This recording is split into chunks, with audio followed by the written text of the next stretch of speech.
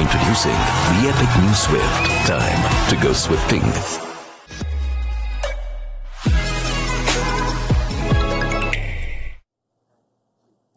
Lucknow Super Giants saved their best batting effort of the season for the last. They make 214 for 6 against Mumbai Indians at Wankhede, their highest total of the season. Only the second time they've crossed 200 in the season, replete with 200-plus scores, built on the back of 2 half-centuries, about as contrasting as they come. That means Mumbai Indians will have to chase down 215 if they are to stand any chance of not finishing bottom of the points table. We look back on that first innings on Maruti Suzuki Arena. Presents ESPN Cricket for Timeout, powered by JBL, in the continued company of Mitch McClenaghan, Varun and Dustin Silgardo. Quite the innings and quite the contrast in those 2 half-centuries. And almost, in a way, summarizing LSG's season, in a way, those 2 innings from Rahul and Puran.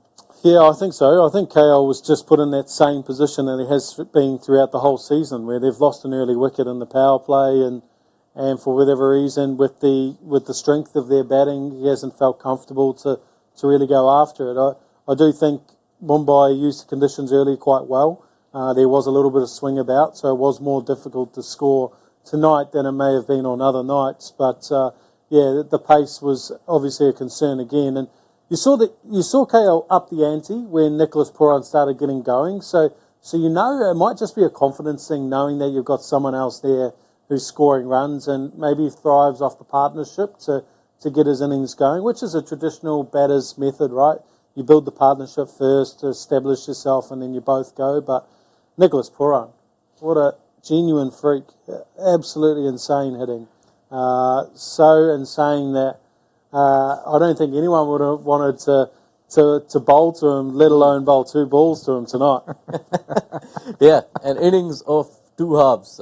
It almost felt like a different game till Nicholas Pooran entered 69 for 3 and 9.3. And then he leaves about 7 overs later with the score 178 for 4, and showing perhaps to the entire league what a difference he can make when he gets to bat a little longer. True, Nicholas Pooran is one of those batsmen. If he gets in, he's going to go big every single time. But if you go to see, I think there's a lot of discussion about whether he should bat up the order, whether he should bat where he was batting. I personally think he can slot up the order when they're batting first. That's a great option. But with the lack of power hitters they have towards the end, it's important for him to be somewhere lurking around the 14th, 15th over, coming in during that time when they're chasing and when the chase is getting tight. Because if you're LSG and you lose Nicholas Pooran really early, then you feel like nobody can get that, and the bowling team also can make their plans around that. But batting first, I think Nicholas Pooran batting where he's batting today was perfect. Yeah, it's a good point, and Nicholas Pooran batted beautifully today. What he came in the 10th over, but him batting how he did, they still only got to, 214? Or that's because nobody's scoring down below. That's what I mean. Like, it just shows that he's come in with an opportunity to score in innings a little bit earlier in the piece tonight and the previous game, and it's the only way that they could possibly keep up with the aggression of the batting and compete against other teams this year. And they've just pulled the trigger on. I mean, even today, he still came out at 5. It was just luck that there were so many wickets falling that he actually came in with that opportunity. The other option they actually have is to play Ashton Turner instead of Badoni, which would have given that power, but they haven't gone with that, where they're just playing 3 foreigners. That's a good point, actually, because and people say, "Well, why have you said that?" Based on what Badoni did tonight, but we have to touch on how poor that bowling was to Badoni. You've bowled every ball pace on to a guy who, throughout this tournament, has showed that he needs pace on the ball to have any kind of effect. He's not a strong player. He's a timer of the ball. Yes, he's got some good stroke play, but he doesn't have the muscle to hit your slow balls over the boundary, and we didn't see one slow ball to him at the end there tonight. I'm going to bring you in, just going back on that Pooran conversation. You'd imagine he's a top retention candidate for Lucknow. Top retention candidate, possible captain candidate, I would say, given that he's had not a huge amount of success, but he did win the IL T20 recently as captain. MLC. Right, yeah. Took over from captaincy with Pollard. Yeah, and he's he just seems like the kind of character that really endears himself to everyone in the dressing room. Such an entertainer as well. Today, you could see once he got the first 3 sixes in that over, he was going for the 6 sixes. He probably had it in his head that no one's done it against 2 bowlers in the same over. Almost got the 4th 6. Yeah. So, I mean, he'd be top of the list, I think, for me for LSG retention. So now let's tie into what you were mentioning earlier. With Pooran there as a short retention, regardless of where he slots in, does that become an important factor for LSG approaching the next rebuild to try and build a side where they formulate their batting lineup such that it allows them to maximize Pooran's impact, which they couldn't this season? They could have done it this year as well. That's the whole point which I was making. Turner, Stoinis, exactly. could have come in behind They could have done it this year. So it's just about the intent, and it's about who you want to use. How it's more like that. But if you're asking me who they want to retain, that's a different question. Are you asking me? Are you trying to like sub? Sure, now I am. KL, Puran, KL, Puran, Stoinis, Bishnoi. and maybe Bishnoi. Maybe if they think Mayank Yadav is going to give them a whole season, if he has a good recovery rehab, Mayank Yadav would be a good choice. All right. So Pooran was one part of that innings. The other part was KL Rahul, who finishes 55 of 41. An innings in keeping with the kind of season he's had, where there was a burst in the middle where we saw a different gear from KL Rahul, but eventually you look at it as a season with a lot of innings, which have us questioning, could he have gone harder? Yeah, look, I think the question probably is, yes, he could have. And particularly in a season where we've seen high scores, and I think you've got to be adaptable as a player. But the reason we see KL go about his innings the way we do is because that's a blueprint that's seen him score hundreds in the IPL before. And hundreds at the end of it, once he scores 100, are at a reasonable rate. He's not messing around when he actually gets to that 100 figures. So he's got a clear blueprint and a style that's suited him for a long period of time where he's been very successful. It's just that if he gets out while trying to produce that 100 or that 80 or that higher score, he gets out when he's 25 off 20, that's where it has an impact on a side. So it's a risky run as a batter if you've got a blueprint that works that way and you go through the gears as your innings goes on, that if you don't go past that start, every other batsman in your lineup needs to be a high strike rate batsman. And isn't today a case in point to go exactly by what Mitch says? Because KL is 41 of 36 going into the last 6 overs. You remove Pooran 75 of 29, and that's not the kind of knock you get to see every day. And it's again looking like a similar story. But then you can look at it from a different angle, where you're saying, where you can say that just because KL was there, Pooran could do that as well. Because if Pooran was batting, say, with a Badoni or a Krunal Pandya, he might think, you know what, we don't have any wickets left. I might have to be a little more selective with my shots rather than go all-out attack. So it's important in T20 cricket, that you have wickets in hand, and wickets in hand just enable somebody like a Pooran to express himself more freely. Or the other way around there, where in this situation tonight, and so let's maybe not read too much into this tonight, there was a period there where Pooran started getting going, and then he was taking single off the last ball or the 5th ball.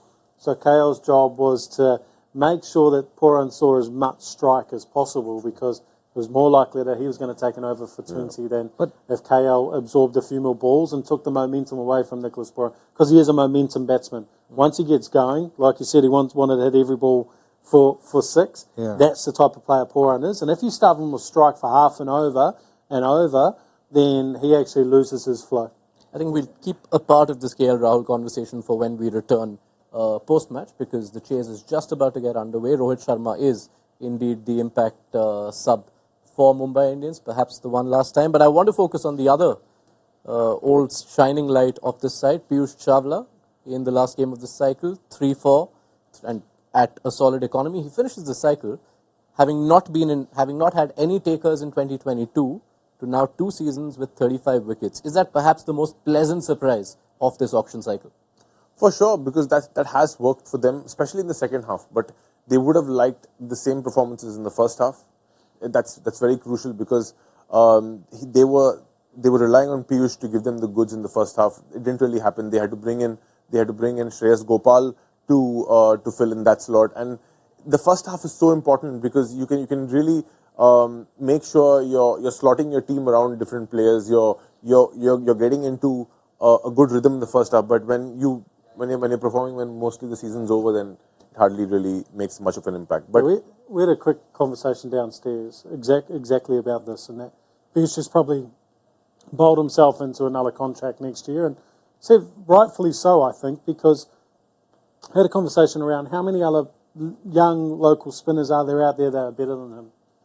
And I think if you go around the traps, Dustin, you might have more thoughts on this. There'd be a handful, maybe not even that are that much better than him. And sometimes in these situations with the pressure, that lesser experienced player will falter more than, say, someone like a Piyush. Yeah, we've seen a lot of the younger spinners not do as well in the last few years in the IPL. So he's a thinking man's bowler in a game which sometimes doesn't give you space to think. So it's nice to have someone like Piyush around. I think that's one of the concerns for Indian cricket, is that I don't think we're seeing a lot of young local spinners come in and do well or be consistent. And that's why your Mishras, your Chawlas are still all around and doing well, because no one's actually threatening their positions, because they're just, I don't know if it's a lack of long form cricket or it's just an age thing, right, with leg spinners or spinners. You get better as you get older. I think experience is invaluable, and he's proved that today. Yeah, and who knows, that list of players who've been around since the time the IPL started, it tends to shrink with every season, but who knows, Piyush Chawla might still be part of it come IPL 2025. The chase is underway. One notable change already for MI. It's not Rohit Sharma and Ishan Kishan opening. Devil Brevis has come out to open with Rohit Sharma, so we will tuck into predictions for this. But before that, a quick update that Mitch McClenaghan has landed himself 5 priceless points, predicting both those half-centurions, Rahul and Puran, and they have delivered as well as they did. So congratulations to you, Mitch. And now get us started very quickly for the result and an outrageous pick from... Okay. I will say that Mumbai will win this within 18.4 overs. And I'm going to go with the same principle, but I'm going to go bowlers. Matt Henry will take 2 wickets, and Bishnoi will take 2 wickets. Putting me on the fence with 2 wickets. I'll just think about it. I'll give you someone Bishnoi, else will take 1 wicket. Yeah, but with 2 bowlers and the fact that Ravi Bishnoi has taken 8 wickets in 13 games, I will I'll choose it. I'll go Henry and... Have I altered your decision? Yeah. Well, no, can I take Bishnoi? You can. Can I do that? I am allowing that cool. original call. Okay, so fine. Bishnoi and Matt Henry, both to take 2 or more wickets. Varun?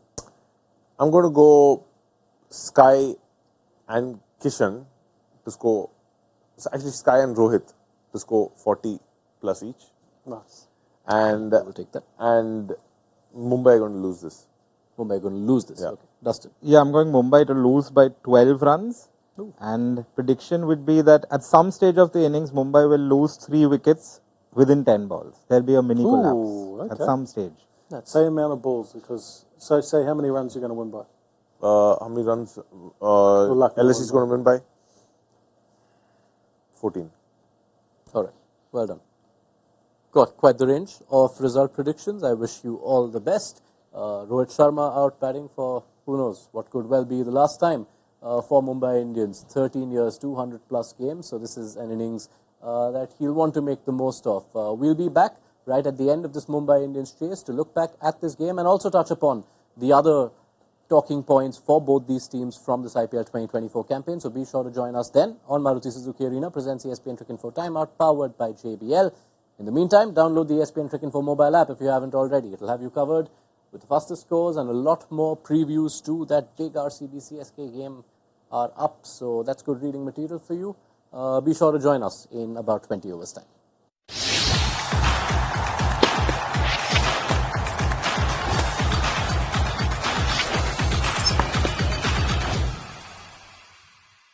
Introducing the epic new Swift. Time to go swifting.